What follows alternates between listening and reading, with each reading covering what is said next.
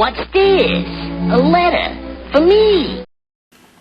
Welcome to another episode of Remember the Great Sports Through the Mail Thursdays. Today I'm going to share with you 3 returns that I just recently got back in the mail. The first one is postmarked from North Carolina, and it is a return from former Baltimore Oriole on 2 of 2 all-time Crown Oriole sets. I actually wound up picking up a second set for under $10 shipped, so I decided to break that set apart as well.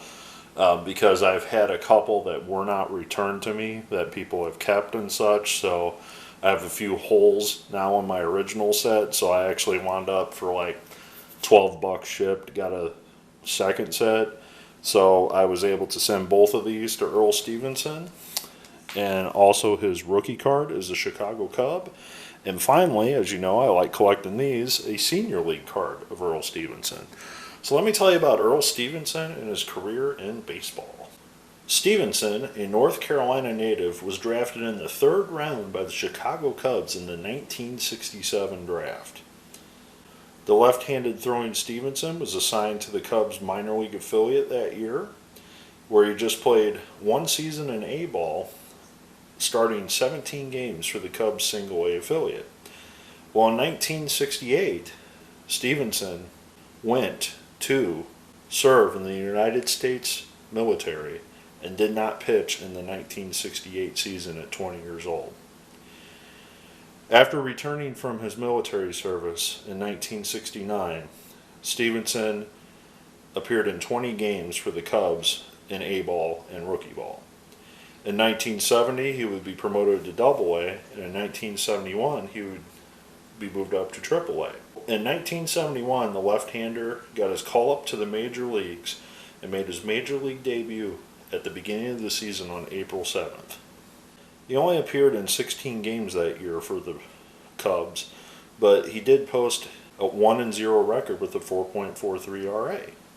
So after the 71 season concluded, the Chicago Cubs decided to trade Stephenson to the Milwaukee Brewers for outfielder veteran Jose Cardinal. Stephenson would pitch in the 1972 season for the Milwaukee Brewers, posting a 3-5 record, a 3.25 ERA, and 35 games, starting 8 of them. You would think with the success like that as a left-handed pitcher, he would stay a little bit longer, but then the Milwaukee Brewers decided to trade him, along with Jim Lomberg, to the Philadelphia Phillies for Don Money, John Vukovich, and Bill Champion. Well, with the Phillies, he really did not get a chance to pitch at the major league level. He had a pretty high ERA in AAA for the Phillies that year, but he did post a 5-2 record in 58 games. Well, after the 1972 season concluded, he would then be drafted by the Montreal Expos in the Rule 5 draft. Well, the Expos didn't keep his services long as they traded him to the Minnesota Twins in May of the 1974 season. He never made an appearance with the Expos or the Twins that year, and after the season was let go as a free agent. He signed as a free agent with the Atlanta Braves in 1975. However, again, he never got a call up to the major leagues with the Braves, and instead was sold to the Baltimore Orioles in the 1976 season out of their minor league affiliate. He posted a 1.58 ERA in 1976 and still did not get a call-up from either franchise.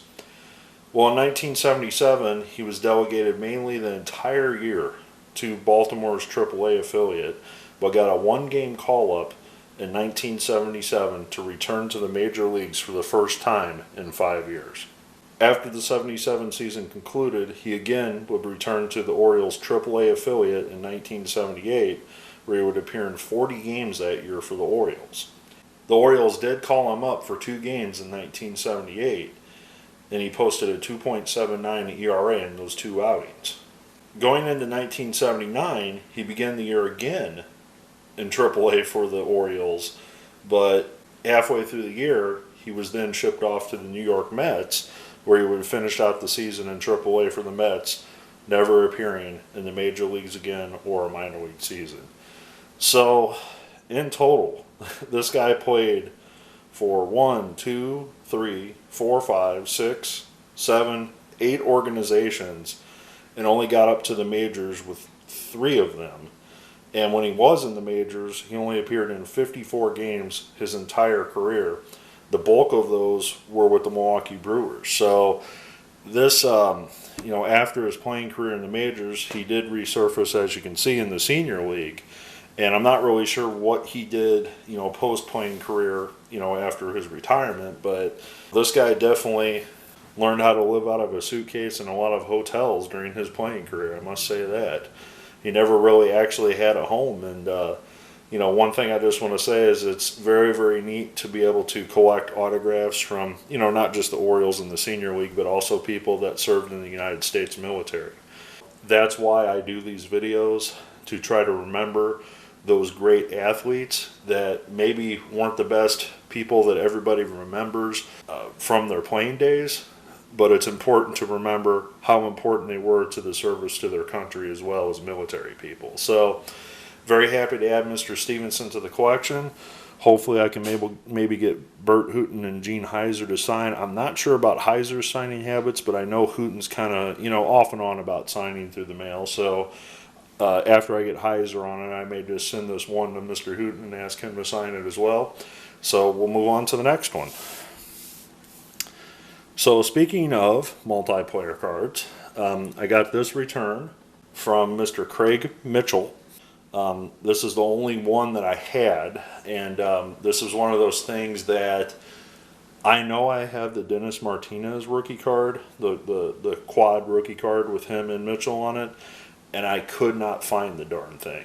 It's just one of those things with my organization. Obviously I misplaced it, and I could not find it, so I just said the heck with it, and I sent this one in the mail to Mr. Mitchell, just to get one step closer to completing this. Now I say complete. Mr. Cardell Camper has passed away, so obviously I'm not going to be able to ever complete this card, to its entirety. But Dennis Lamp is a very good friend to the autograph community, in the hobby. Mr. Lamp played a long time in the major leagues, and as you recall, I got Roy Thomas already to sign this, previously. So let me tell you about Craig Mitchell, and we just get a step closer to getting the three guys on this quad card signed. So Craig Mitchell is one of those unique players, again, that was drafted multiple times in his career. He was originally drafted in the 24th round by the Mets, and then again by the New York Yankees in the 3rd round, but chose not to sign with either of them, and instead became a first-round pick out of Spokane, Washington, and Spokane Falls Community College, and eventually signed with the Oakland A's as a first-round pick. Well, the right-handed Mitchell was assigned to the A's low A affiliate, and he struggled right off the bat. He posted just a 1-8 record with a 5 ERA his first year in affiliated baseball. The following year, though, he improved, and he improved his record to 10-6 in 22 games for the A's single-A affiliate. That got him a promotion to Double-A the following year, and he split the season between Double-A and Triple-A in 1975, posting a 13-7 record in 30 games for the A's. Well, the A's rewarded Mitchell with a call-up on September 25th, 1975, as a 40-man call-up. He just appeared in one game, his first start in the major leagues, and suffered a loss. In 1976, he would return to Triple-A, and he would spend the entire season in Triple-A, but again would get that call-up to the major leagues for one game, and one game only in 1976. Well, this is sounding like a familiar tune, and again in 1977 he would start the season in Triple-A, posting a 10-11 record in 32 games, only to be called up to the majors for just 3 games and one start to the major leagues with the A's in 1977. Well, little did Mitchell know at the time that this would be the last time he would play in the major leagues. Mitchell would then resort back to Triple-A, and ironically in 1978 he had his best year of his career at this point in Triple-A, posting a 12-9 record and a 3.6 ERA in 34 games. That year the A's did not call him up. Instead, the following year in 1979, he returned to Triple-A and appeared in 24 games for the A's Triple-A affiliate again, posting a 2-2 record and a ERA above 10. I'm assuming after the 1979 season, either some injuries or he finally got tired of being in Triple-A, Mr. Mitchell retired from baseball as a player full time. I'm not too sure what he did post-playing career, but obviously if he never played baseball after 25 years old, he obviously embarked on a different career other than a professional baseball player. But the reason that I tracked him down was I definitely wanted to get another part of this, 78 rookies pitchers card signed. Like I said, mistakenly, I just misplaced his other card. So maybe in the future I'll locate that card and maybe send that to him in the future as well.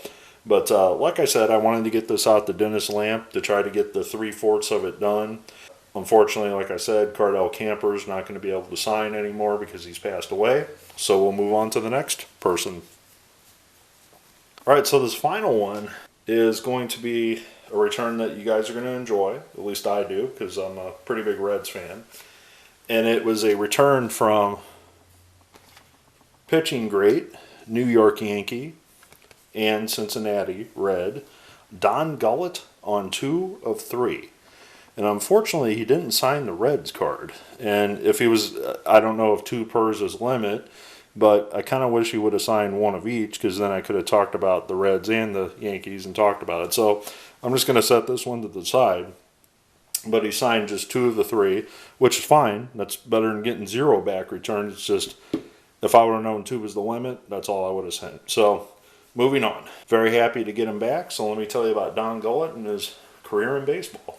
Gullett, a left-handed throwing pitcher out of Lynn, Kentucky, was drafted by the Reds in the first round, 14th overall, in the 1969 draft. After a short stint in the Reds minor league affiliate, the 19-year-old Don Gullett made his major league debut for the Reds on August 10th, 1970.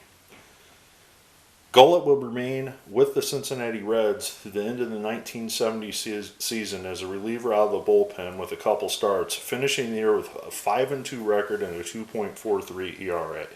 Well, the following year, his first full season in the major leagues, Gullett would be a fixture in the Reds' starting rotation, finishing the year with a 16-6 record, 16 wins and 6 losses, leading the league in winning percentage, and having a 2.65 ERA at just 20 years old. The following year, he struggled a little bit, where he posted a 9-10 record in 31 games and 16 starts. But in 1973, he would bounce back and have a career year, having an 18-8 record in 45 games, 30 of them started for the Reds. 1974, he would almost match his win total, winning 17 games and 11 losses. And in 1975, he would go 15-4 for the Reds in 22 games started. 1976, he would appear in 23 games for the Reds, posting an 11-3 record. After winning 2 World Series with the Cincinnati Reds, Gullett would become a free agent, and in 1977 would bring his services to the New York Yankees. He would lead the league again in winning percentage for a pitcher, posting a 14-4 record, leading the Yankees to the 1977 World Series championship. He would return in 1978, but would appear in just 8 games for the Yankees that year, and they had to shut him down after that because of a shoulder issue.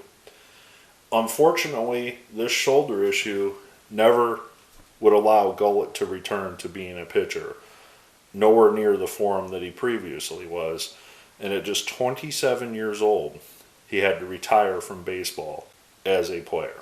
After a little while, after 1978, not being able to come back from rotator cuff and shoulder problems, Gullett was eventually released from the Yankees in late 1980. Gullett would resurface in 1989, playing for the St. Lucie Legends of the Senior Professional Baseball League. Now that I think about that, he's probably in one of my senior league sets, and I didn't even think to send one of those to him. But anyways, after he finished up his tenure in the senior league, he got into coaching, and in 1993, he became the Reds' pitching coach at the major league level. He would hold that position for all the way through 2005, as the pitching coach of the Cincinnati Reds. And being somebody that went to a couple Reds games back in the 90s, I do remember Don Gullett being the pitching coach. So it's unfortunate. Don Gullett was one of those, players that probably, if he would have not gotten injured at 27 years old, 28 years old, he would probably be in the discussion of one of the best pitchers in the history of the 1970s into the early 80s. But, the guy won 3 World Series titles, and he led the league in winning percentage twice during his career. Not too many people can, say that throughout their careers. So, very happy to add Don Gullett to the collection. Very happy to add the first of a rookie card sign and a couple more senior leagues and another all-time Orioles card signed for my Orioles collection. And also very happy to add Craig Mitchell to that 78 rookie pitchers card. I'm going to send that off to Dennis Lamp next and get him to sign it, hopefully.